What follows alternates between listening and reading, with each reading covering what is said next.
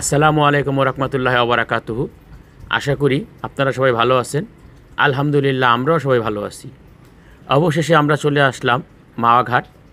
এখানে আমরা সবাই ঘোরাঘুরি করব, আড্ডা দেব এবং খাওয়া দাওয়া করব। সব কিছুই আমরা আপনাদের সাথে শেয়ার করব। আশা করি আপনারা আমাদের সাথেই থাকবেন। চলেন আমরা সবাই একসাথে আনন্দ উপভোগ করি।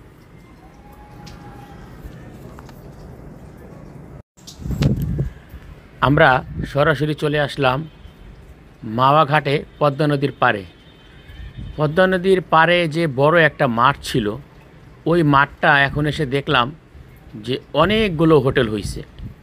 অনেকগুলো হোটেল হয়ে পুরো মাঠটা পরিপূর্ণ হয়ে গেছে। যেমন হোটেল হয়েছে, আবার তেমন দর্শকদের ভিড়ও বাড়ছে।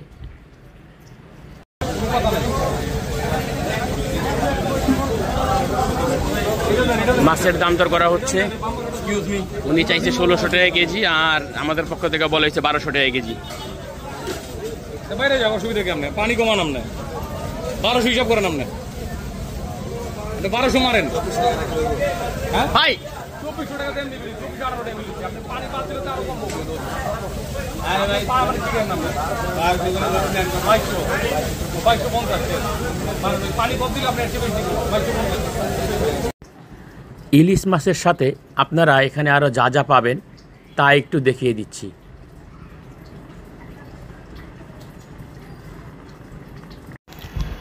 অনেক দামাদামি করার পর অবশেষে আমরা 2টা ইলিশ মাছ কিনলাম। আমাদের ইলিশ মাছ 2টার ওজন হয়েছে প্রায় 2 কেজি, আর প্রতি কেজি দাম পড়ছে আপনার 1400 টাকা কেজি। 2টায় দাম আসলো 2800 টাকা।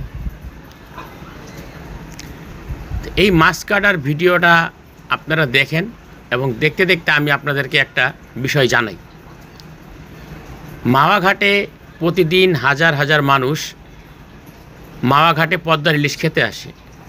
আসলে কি এই মাওয়া ঘাটে পদ্মা নদীতে ইলিশ মাছ পাওয়া যায়? আমার কিন্তু এটা সঠিক জানা নাই। যদি আপনাদের জানা থাকে তাহলে দয়া করে আপনারা কমেন্টসে আমাকে জানাবেন। আমি যে বিষয়টা আপনাদের সাথে শেয়ার করতে চাচ্ছি সেটা হলো, আমি একজন ব্যবসায়ী, আমি যাত্রাবাড়ি ব্যবসা করি।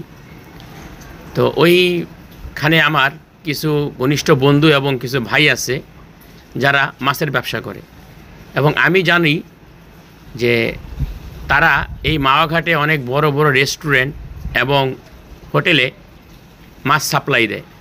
মানে যাত্রাবাড়ি থেকে এখানকার অনেক অধিকাংশ হোটেলেই মাছ আসে।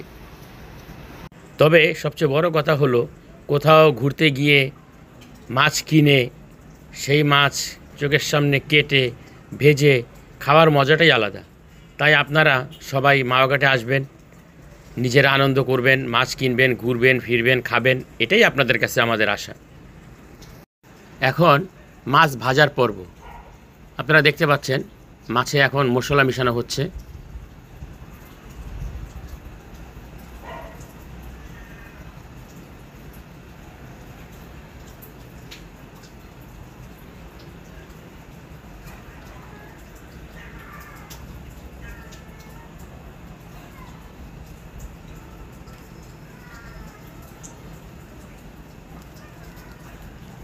তবে আমরা এখানে একটা বিষয় হয়তো আগে বুঝতে পারিনি, তাই জিনিসটা আমাদের একটু ভুল হয়েছে, পরবর্তীতে বুঝতে পারলাম।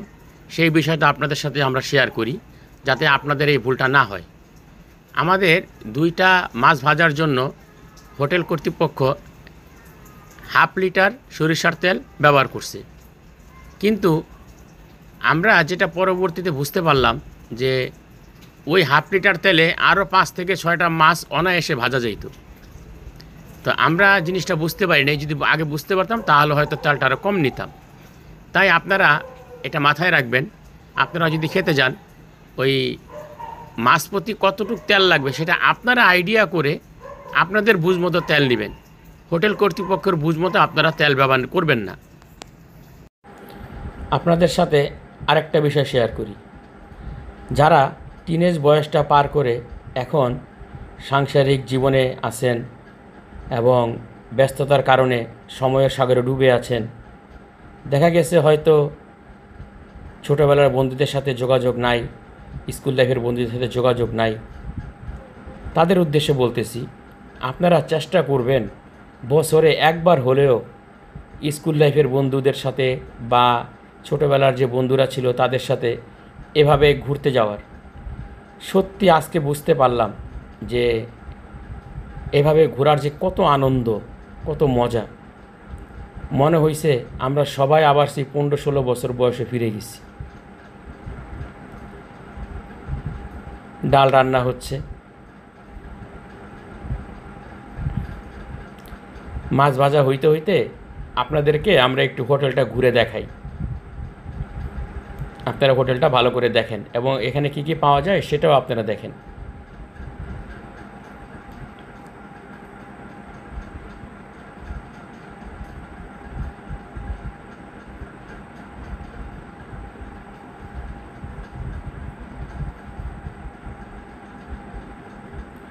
এখানে ভর্তার আইটেম আছে বেশ কিছু, তবে একটা বিষয় হলো আপনারা যেটাই খান অবশ্যই আগে একটু দামাদামি করে খাবেন, কারণ দামাদামি করে না খেলে পরবর্তীতে জিনিসের দামটা একটু বেশি রাখে।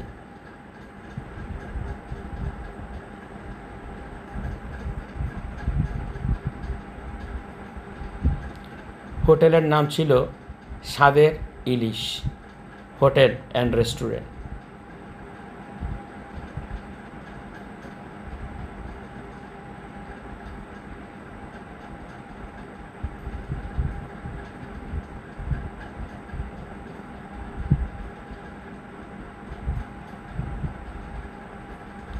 হোটেলটা ছিল একবারে নদীর পাড়ে।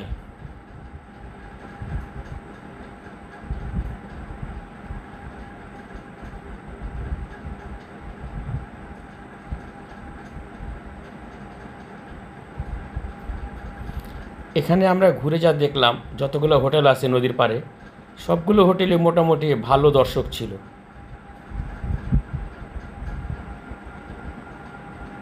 মাছ ভাজা প্রায় শেষের দিকে, এখন ল্যাঞ্জাটা ভর্তা করবে।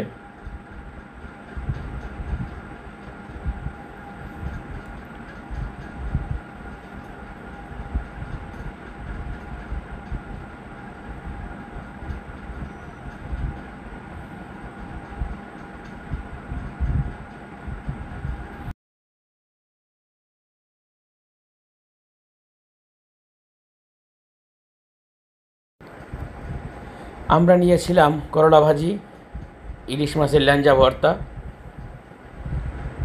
ইলিশ মাছ ভাজা, বেগুন ভাজা আর ডালটা আসতেছে। তবে এখানকার ভাতের চালটা আমাদের কাছে মনে হয়েছে একটু বেশি মোটা। আমি এর আগে মাওয়াঘাটে আরও 5 থেকে 6টা হোটেলে প্রোগ্রাম করছি, কিন্তু কোথাও এত মোটা চাল পাই নাই। আর ওখানকার যেই সরিষার তেলটা দিয়ে আমরা ইলিশ মাছটা ভাজছি, তেলের কোয়ালিটিটা ছিল একবারেই খারাপ। কারণ আমরা যে ইলিশ মাছটা খাচ্ছি, এই ইলিশ মাছের মধ্যে কোনো রকমের সুঘ্রাণ নাই। তাই আপনারা চেষ্টা করবেন মাওয়াঘাটে খেতে গেলে বাহির থেকে ভালো মানের সরিষার তেল সাথে কিনে নিয়ে যাবেন। আরেকটা বিষয় হলো যে ওনারা কিন্তু আমাদের খাবারের সময় কোনো সালাদ দেয় নাই।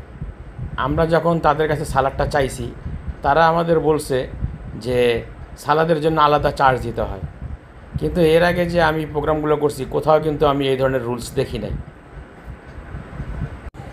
আর ডালটা খেয়ে মনে হয়েছে শুধু ডাল আর পানি সিদ্ধ করেই তারা আমাদের ডালটা দিচ্ছে। ডালটা ছিল একবারেই বাজে। ডালকে রেটিং দেব 10-এর মধ্যে 2। যাই হোক, আমাদের খাওয়া দাওয়া শেষ হয়েছে, এখন আমরা বিদায় নেব। বিদায় নেওয়ার আগে আপনাদেরকে বলতেছি যে আমরা পূর্ব জুরাইন আদর্শ উচ্চ বিদ্যালয়ে লেখাপড়া করছি। আমরা সবাই 98-এর ব্যাচ। দীর্ঘ সেই 98-এর পর এখন 2024 সাল। এত বছর পর আমরা কিছু বন্ধু একত্রিত হলাম, ঘুরলাম, খাওয়া দাওয়া করলাম। সত্যি অনেক আনন্দ হয়েছে। তবে আমরা যতটা আশা নিয়ে এখানে খেতে আসছিলাম, আমাদের আশা ততটা পূরণ হয় নাই। তা তো আপনাদেরকে আমরা সবই বললাম।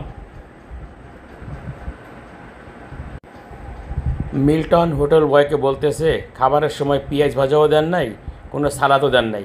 আপনাদের এই সার্ভিসটা আমাদের পছন্দ হয় নাই, তাই আমরা আপনাদের এখানে আর আসবো না।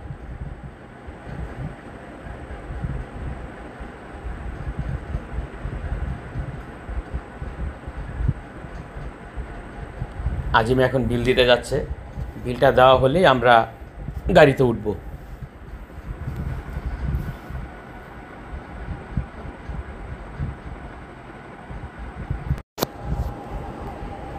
আমরা আজকের মতো বিদায় নিচ্ছি।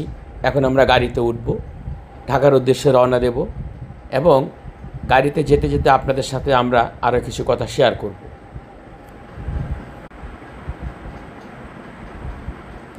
প্রিয় দর্শক, আপনাদেরকে প্রথমে জানাই অসংখ্য ধন্যবাদ, কারণ আপনারা আমাদের সাথে ছিলেন। আশা করি ভবিষ্যতেও আমাদের পাশে থাকবেন।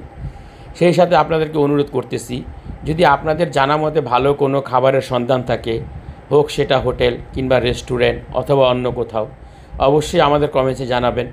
আমরা অবশ্যই সেখানে চেষ্টা করব গিয়ে রিভিউ করার জন্য।